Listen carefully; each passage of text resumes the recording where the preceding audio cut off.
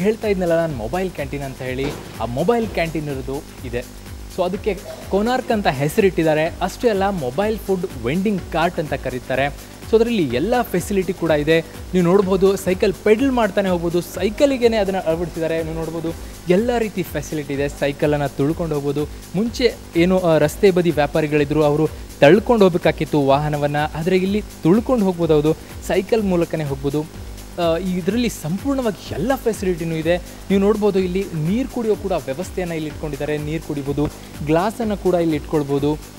Glass ಕುಡಿಯೋಕ್ಕಿದಾದರೆ ನೀರಿನ ವ್ಯವಸ್ಥೆ ಒಳಗಡೆ ಇದೆ. ಇದಷ್ಟೇ ಅಲ್ಲ, ಇಲ್ಲಿ ಕೂಡ ಪ್ಲೇಟ್ಸನ್ನು ನೀವು ಇಟ್ಕೊಳ್ಬೋದು. ಪ್ಲೇಟ್ಸು ಏನೇ ಸಾಮಗ್ರಿಗಳಿರಲಿ, ತಯಾರು ಮಾಡ್ಕೋಬೇಕಾದ್ರೆ ಅಡುಗೆಗೆ ಬೇಕಂತ ಎಲ್ಲ ಸಾಮಗ್ರಿಗಳನ್ನು ಇಲ್ಲಿ ಇಟ್ಕೊಳ್ಬೋದು.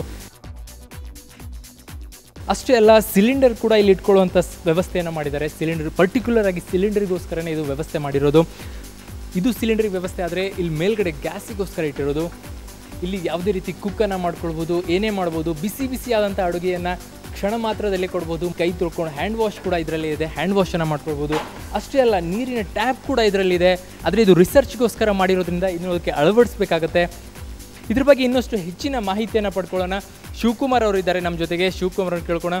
ಸರ್ ಹೇಳಿ, ಏನು ಹೇಳ್ತೀರಾ ಇದ್ರ ಬಗ್ಗೆ? ಈ ಮೊಬೈಲ್ ಕ್ಯಾಂಟೀನ್ ಯಾವ ರೀತಿ ಬಂತು? ಇದ್ರ ಬಗ್ಗೆ ಇದನ್ನು ನಾವು ಎಲ್ಲಿ ಬೇಕಾದ್ರೂ ಫಿಟ್ ಮಾಡ್ಕೋಬೋದು. ಈ ಸೈಕಲ್ ರಿಕ್ಷಾಗೆಲ್ಲ ಆಟೋ ಫಿಕ್ಸ್ ಮಾಡ್ಬೋದು. ಇನ್ಕ್ಲೂಡಿಂಗ್ ಮಾರುತಿ ವ್ಯಾನಲ್ಲಿ ಈಗೆಲ್ಲ ಸಪ್ಲೈ ಮಾಡ್ತಾ ಇರ್ತಾರಲ್ಲ, ಮಾರುತಿ ವ್ಯಾನಲ್ಲಿ ಫಿಕ್ಸ್ ಮಾಡ್ಬೋದು. ಟೋಟಲಿ ಹೈಜಿನಿಕ್ ಇದು. ಆಮೇಲೆ ಎಲ್ಲ ಸಾಮಗ್ರಿಗಳು ಒಳಗಡೆ ಇಡ್ಬೋದು. ಆಮೇಲೆ ಫಸ್ಟ್ ಆಫ್ ಆಲ್ ಡಿಸ್ಪೋಸಬಲ್. ಈಗ ನಾವು ಹೊರಗಡೆ ಎಲ್ಲ ಎಲ್ಲಿ ನೋಡ್ತೀವಿ ಅಂದರೆ ಫುಟ್ಪಾತಲ್ಲೆಲ್ಲ ತಿಂದುಬಿಟ್ಟು ಪ್ಲೇಟ್ಲೆಲ್ಲ ತೊಗೊಂಡೋಗಿ ಹೊರಗಡೆ ರೋಡ್ಗೆ ಫುಟ್ಪಾತ್ಗೆ ಹಾಕ್ತಾರೆ. ಇದರಲ್ಲಿ ಆ ಥರ ಏನಿದೆ, ಎಲ್ಲ ಇದ್ರಲ್ಲಿ ಈ ಡಿಸ್ಪೋಸಬಲ್ ಹೊರಗಡೆ ಮಾಡೋಂಗಿಲ್ಲ, ಎಲ್ಲ ಇದರಲ್ಲೇ ಇದೆ. ಇನ್ಕ್ಲೂಡಿಂಗ್ ಕೈ ತೊಳೆಯೋದು ಕೂಡ ಹೊರಗಡೆ ಇಲ್ಲೇ ಮಾಡ್ಬೋದು. ಹೊರಗಡೆ ಏನು ಮಾಡೋಂಗಿಲ್ಲ, ಎಲ್ಲ ಟೋಟಲಿ ಒಂದು ಮನೆ ಇದ್ದಂಗೆ ಇದು.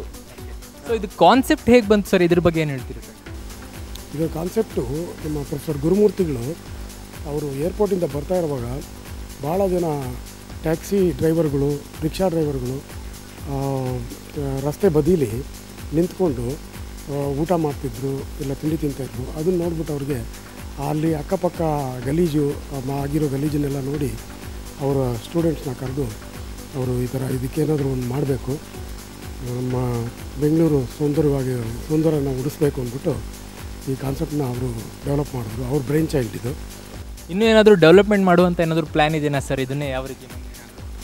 ಇದನ್ನು ಯಾರಿಗಾದರೂ ಒಬ್ರು ಕರೆದು ಕೊಟ್ಟು ನೋಡಿ, ಅವರಿಂದ ಫೀಡ್ಬ್ಯಾಕ್ ತೊಗೊಂಡು ಅವ್ರು ಏನೇನು ಅದು ಇದರಲ್ಲಿ ನ್ಯೂನತೆಗಳೇನಿದೆ, ಇದರ ಉತ್ತಮತೆಗಳೇನಿದೆ ಅದನ್ನೆಲ್ಲ ಅವರಿಂದ ತಿಳ್ಕೊಂಡು ಇದನ್ನು ಮುಂದಕ್ಕೆ ಬೇರೆ ಥರ ಡಿಸೈನ್ನ ಡೆವಲಪ್ ಮಾಡ್ಕೊಬೋದು. ಮುಂಚೆ ಇದನ್ನು ಯಾರಿಗಾದರೂ ಒಂದು ರೀತಿ ಅಂದರೆ ಯಾರಿಗಾದರೂ ಒಂದು ನೋಡೋಕ್ಕೆ ಕೊಡ್ತಾರೆ, ಅದೇನಾದರೂ ಉತ್ತಮವಂಥ ಒಂದು ಪ್ರತಿಕ್ರಿಯೆ ಲಭ್ಯವಾದರೆ ಖಂಡಿತವಾಗ್ಲೂ ಇದನ್ನು ಎಲ್ಲ ಕಡೆ ಅಳವಡಿಸ್ಕೊಳ್ತಾರೆ. ಇದಕ್ಕೆ ಉತ್ತಮವಂಥ ಒಂದು ಪ್ರತಿಕ್ರಿಯೆ ಸಿಗುತ್ತೆ ಅನ್ನೋದು ಕೂಡ ನಮ್ಮ ಆಶೆ ಆಗಿದೆ. ಕ್ಯಾಮ್ರಾಮನ್ ಮೋಹನ್ ರಾಜ್ ಅವರೊಂದಿಗೆ ಅರುಣ್ ಬಡ್ಗೇರ್, ಸುವರ್ಣ ನ್ಯೂಸ್ 24/7 ಬೆಂಗಳೂರು.